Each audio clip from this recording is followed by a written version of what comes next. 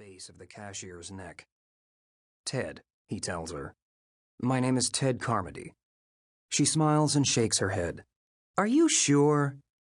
"I'm sure." She lets it go with a shrug. "Well, then I was way off, wasn't I?" He puts the shovel in his cart, and she reads off his total and takes his money.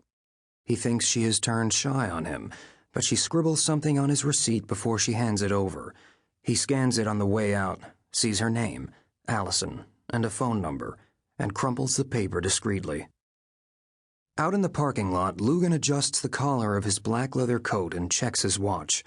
9:30 on a Wednesday night in October.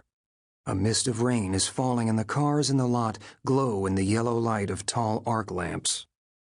The lamps reassure him. He is not exactly afraid of the dark, but he often feels uneasy going out after sunset, and parking lots unnerve him. The echo of footsteps in a parking lot at night can set his pulse racing. Loogan moves steadily along a row of cars, pushing the shopping cart before him. He has an uncomfortable moment when he sees a figure coming toward him, a thin man with a weathered face, hollowed eyes, a hooded sweatshirt, pants torn at the knee, right hand resting in a pocket of the sweatshirt. Loogan is suddenly aware of the humming of the arc lamps, the turning wheels of the cart. "You're fine," he tells himself. "Nothing's going to happen." As the thin man gets close, his hand comes out of the pocket of his sweatshirt. Loogan sees a glint of silver, metal, he thinks, blade, knife. Reflexively, he reaches out to grab the thin man's wrist, but he stops himself in time. The thin man flinches away from him and hurries past, clutching a silver-gray cell phone to the front of his sweatshirt. He mumbles something Loogan doesn't catch. Then he's gone and it's over, and Loogan comes to his car.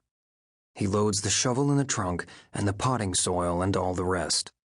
He shuts the trunk and pushes the cart into an empty parking space. The hum of the arc lamps has receded into silence. Everything is normal. David Loogan is an ordinary shopper. No one would think otherwise. He opens his car door and slides in behind the wheel. He looks nothing at all like a man heading off to dig a grave. The man who called himself David Loogan had been living in Ann Arbor since March. He rented a small furnished house on the west side, a sharp-roofed wood-frame place with a porch in the front and a little yard in back wound about with chain-link fence. He spent his days in the vicinity of Liberty and State Streets, reading newspapers in cafes, watching movies at the Michigan Theater. He observed the comings and goings of university students, listened in on their conversations. He was not out of place in a university crowd. He might have passed for an older graduate student or a young professor. He was 38.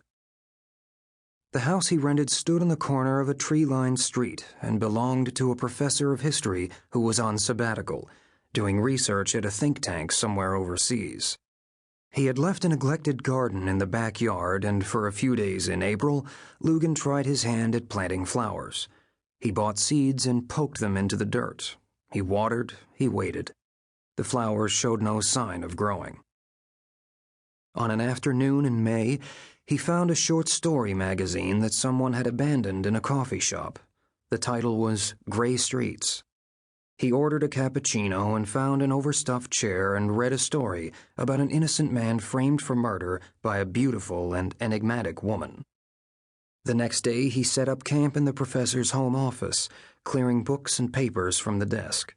He turned on the computer and started to compose a story about a killer with a fear of parking lots.